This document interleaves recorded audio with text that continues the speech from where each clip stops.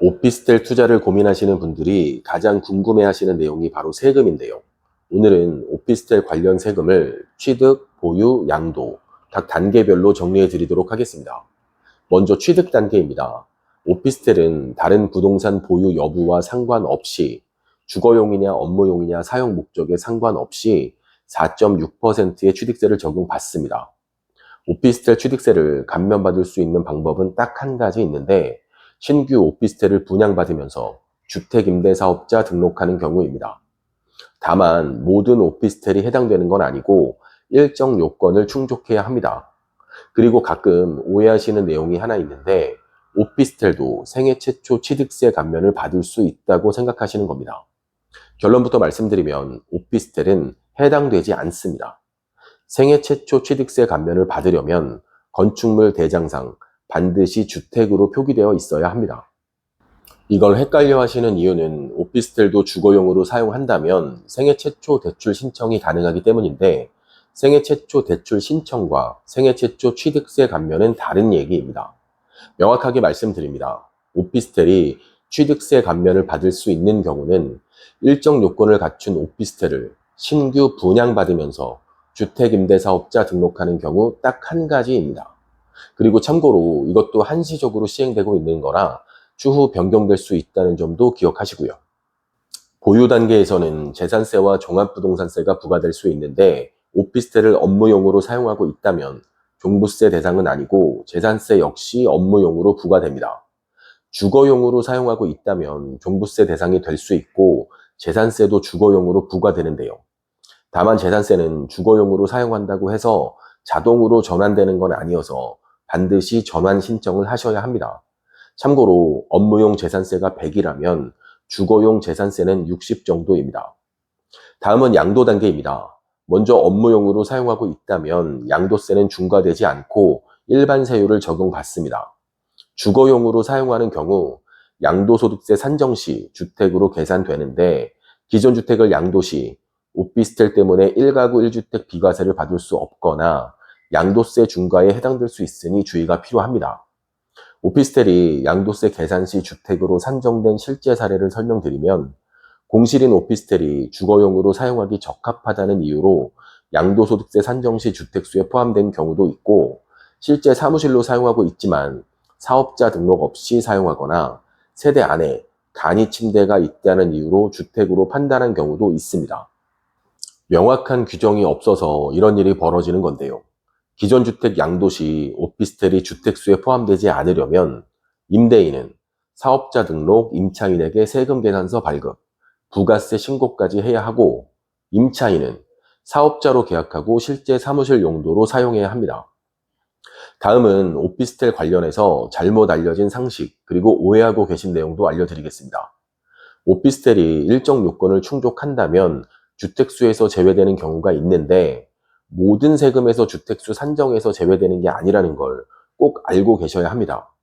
그러니까 취득, 보유, 양도 어떤 단계에서 제외되는 건지를 꼭 확인하셔야 합니다. 오해하시는 내용 중 가장 대표적인 게 바로 주택임대사업자 등록인데 오피스텔을 주임사 등록한다면 주임사 등록한 오피스텔은 주택수에 포함되지 않기 때문에 추후 주택을 취득할 때 취득세가 중과되지는 않습니다. 근데 이건 취득할 때입니다. 양도할 때도 주택수에서 제외되지 않냐 하시는 분들이 정말 많은데 양도 시에는 주택수 산정에서 제외되는 게 아니라 기존 주택을 거주주택 양도세 비과세 특례를 받을 수 있는 것 뿐입니다.